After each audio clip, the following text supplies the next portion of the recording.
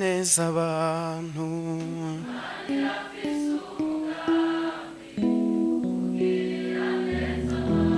simbesha Imana irafise umugambi wo kugirira neza abantu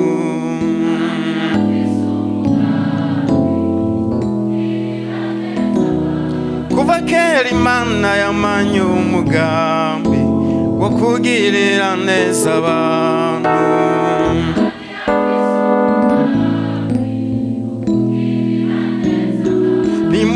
Umve Imana irafise umugambi wo kugirira neza abantu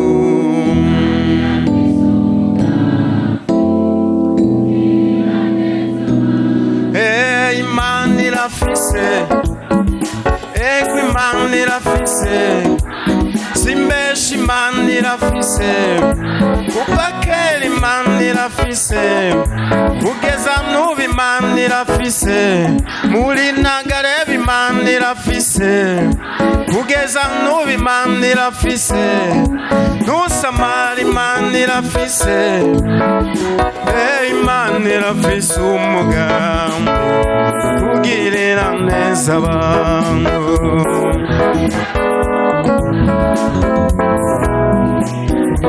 iramugenza uti Imana irafise umugambi wo kugirira neza abantu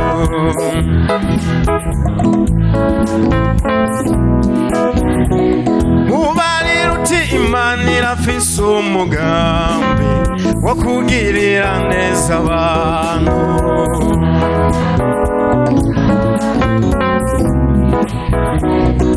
kuva kera Imana yamanye umugambi wo kugirira neza abantu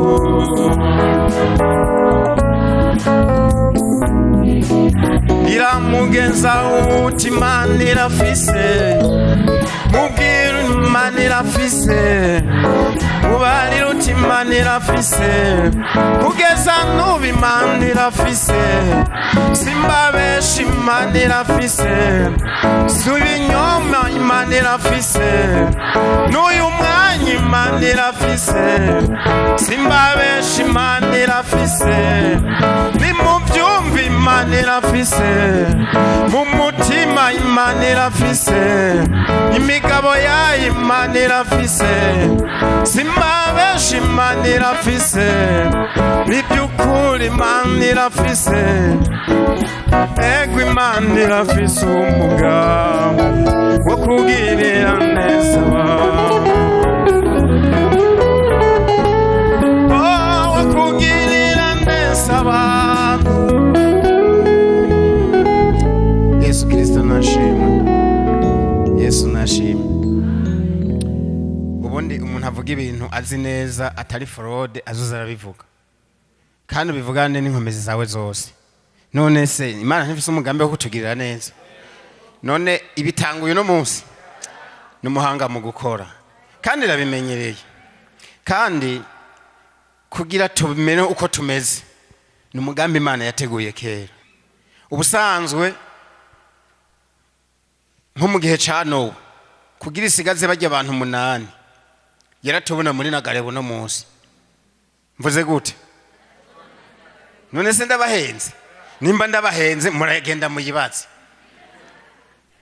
yaratubona muri Nagarebu kugira isigaze abantu 8 irabona ati hari ikintu kizitwa Nagarebu hazoba y'abantu banje ati reka nsigaze abantu 8 ntibahone bose ico catumye no wakora gatama imyaka 120 ariko arabaza ubwato kuko yaratubona mu mugambi wo kutugirira neza twarimo Nagarebu yarimo mu bantu 8 Nagarebu yagize gute amen ubundi Imana ingana n'ukuntu we wayifashe iwawe izoza ingana n'ukuntu we wayifashe ariko Imana ifise umugambi wo kugirira neza abantu muri kamere yayo no kugirira neza abantu ubusanzwe amagogo si ntumbero y'Imana ni wa mubi azana iki magarara ariko kugira twisange hano n'uyu munsi nuko Imana yagize umugambi wo kutugirira neza gitabo ca 2 ca Samweli ibice 9 dusome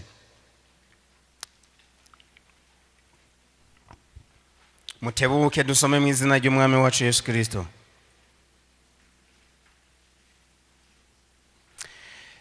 igitabo cya kabiri cya Samweli igice cy'icenda dusome ku murongo wa 6. Umutwe w'ijambo uvuga ngo Dawidi yibuka urukundo rwande.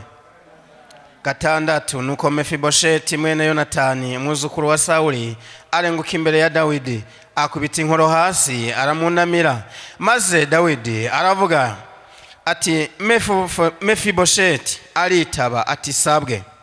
Dawidi aramubarira ati mpore, ntacutinya, kuko ntazobura kugira gute? Kukugirira neza ku bwa so Yonatani, kandi nzogusubiza amatongo yose ya sokuru Sawuli, kandi uzohorurira ku meza yanje na ntaryo. Amen. N'uyu mugambi Imana ifise. Ubusanzwe kugira ngo Dawidi yibuke Mefibosheti, si Mefibosheti yabisavye. Nta muntu yagiye kumuvugira. Zakariya amaze kubona ko avyaye Yohana, yanditse amajambo akomeye hariya muri Luka, arayavuga barayandika, aravuga ngo kubw'umutima w'imbabazi w'Imana yacu ni uzotuma umutwenzi uturasira ngo utambikira bari mu mwiza. Aravuga ngo kandi mora Yesu izoduha gukizwa amaboko y'abansi, duyisenge tugororoka iminsi yacu yose.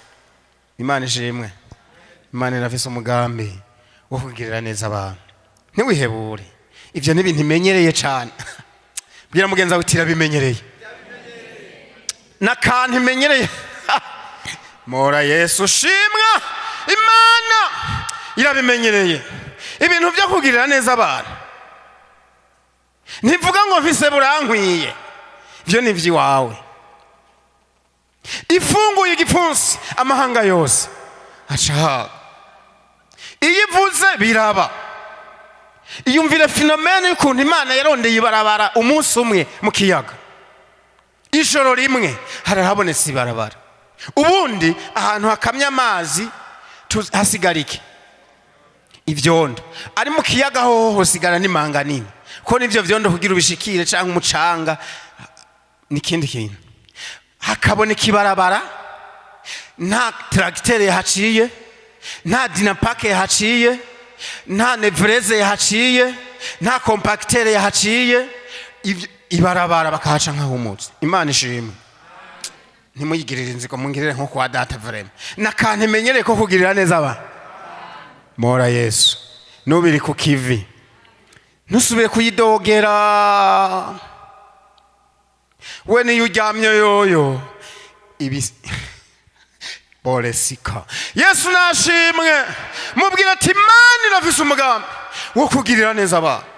Nukuri ntitwaje kuyerera. Ibi bintu so kuyerera. Ibintu dushamwe n'imitahe.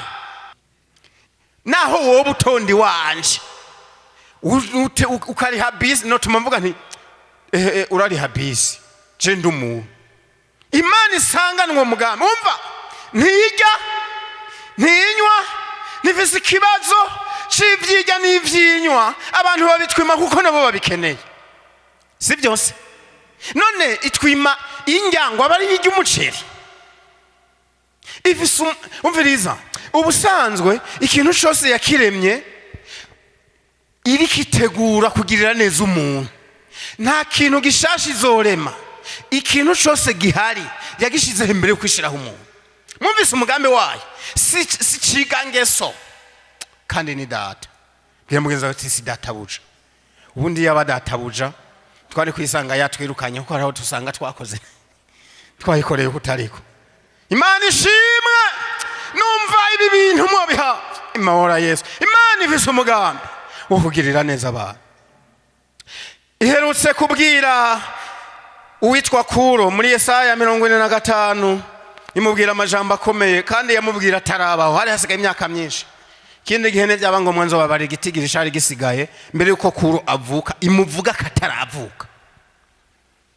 Mwavyumvise? Ntiyari bwavuke.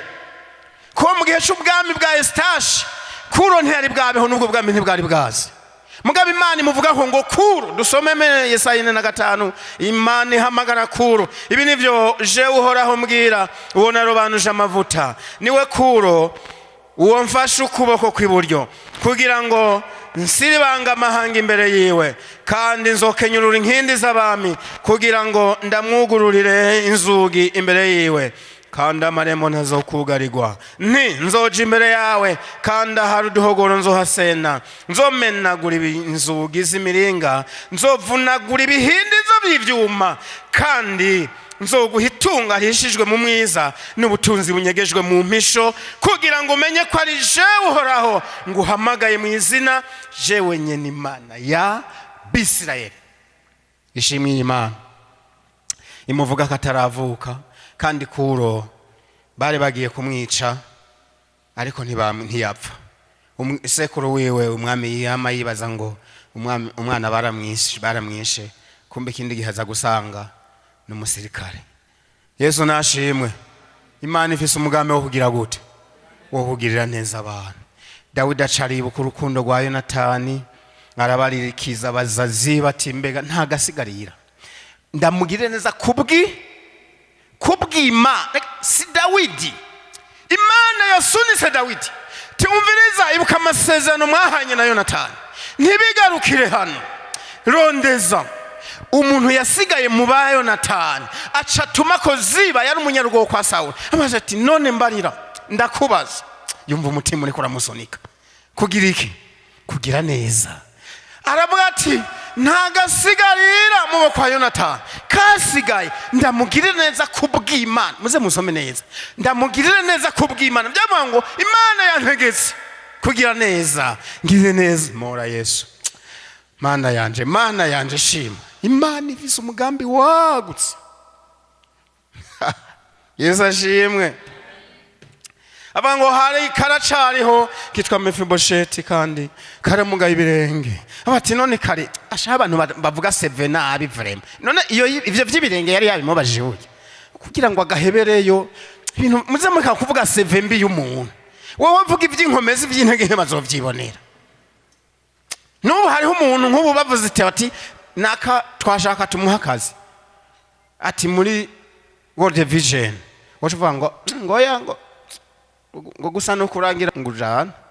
Oya, amahirwe ya Mefibosheti ntuyamwimisha, kuko si kubwa Dawidi, ni kubw'Imana. Aravuga ngo kariho muga karamugaye ibirenge. Aravuga tuyo nyene ako nyene genda mukanzanire. Ashitse imbere ya Dawidi aramubwira ngo Mefibosheti ntiyamusavye dossier, ntiyamusavye ngo mbwira aho wize amashure y'intango. Mana yanje, Imana yari yamudeporeje, yari yamushiriye dossier. Abati Mefibosheti utarisigura, utaravuga amazina, ndakuzi witwa Mefibosheti, utaravuga niyo wahora, ndazi kuvuye kwa Makiri mwene Amiyeli hehe iro debari. Reka kwirigura isigura. Determination namaze rovesika, namaze kwanzura uhereye none sinzobura kukugirira neza kubwa so Yonatani. Kabiri, uzohora urira ku meza yanje. Vyabaye kubera iki? Kubera Imana. Ni umugambi Imana ifise. Nubu hari abantu igiye gutungura muracumba. Nubu hari abantu Imana igiye ubusanzwe Mefibosheti yarazi ko bagiye kumwica, kuko amateka yo kwa Sawuli ntiyari meza. None nino debare baransanze, ariko kumbi Imana imutunguye ngo imukirire neza. Uyo mugambi Imana irawushishikara kugeza ishengero ritashe. Wicakora wamukaravye. Mora Yesu, amen. Wamugize gute? Meze kosi wamukaravye. Umugambi wayo no kugirira neza abantu. Wamukaravye, wame ukaravye, wame kubera igiye kubatungura, kuko nubu bariko baraprepara ibintu. Haruguru bama bariko baraprepara ibintu. Mana yanje bari mu kazi. Umve, nta joro ririyo, ntibaruha, ntibasinzira, bama bariko barategura ibintu byo kugirira neza. Ndakurahiye impamvu izuba ryaka ni kubera Imana ibigomba kugirira neza umuntu. None kwigomba kugirira neza izo sanga ukaravye. Imyidogo, kutizera nisha.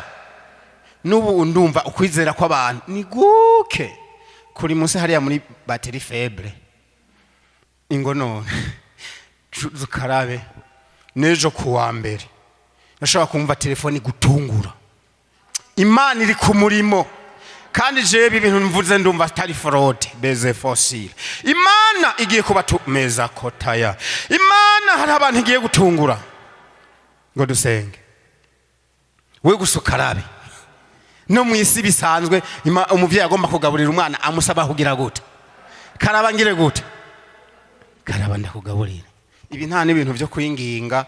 Amahirwe ni yaguca pembeni azoshikira kuri nyuma yawe kuko nawe ntiwogaburira umwana avuye gukora mu vyondo atakaravye. Kazi uragororotse mana. No, nta kintu dufise two kuvuga ko urarenze. Urarenze tope yavose. Urarenze. Umugambi warufise kuri kuro warawusohoje. Araba umwami hariya mu Bumedi, hariya mu Baperesi, umugurura inzugi Estashura mukura. Nuburi ku murimo, komeza umurimo wawe kandi umuntu wese umuhe kumva rino jwi mu izina ry'umukunzi wacu Yesu. Amen. Ijambo ry'Imana ni itara.